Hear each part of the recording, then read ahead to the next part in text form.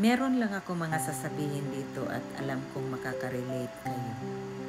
When you have nothing, people seem to forget you exist.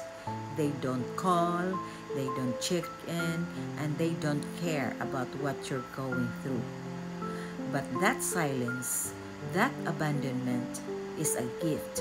It shows you exactly who was never meant to stay.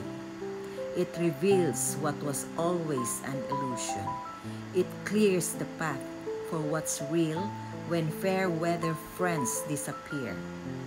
You discover your own strength when fake supporters vanished. You find your true foundation. Remember this: your comeback isn't for their attention. Your healing isn't for their approval. Your success isn't for their validation.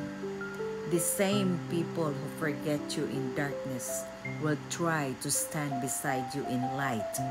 The same voices that went silent in your struggle will shout loudest about your success, because now you know true wealth isn't measured by what you have, but by who remains when you have nothing.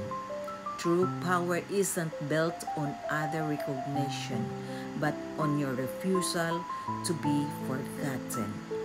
So rise. When you had nothing, you discovered everything. When they forget you existed, you remembered who you are.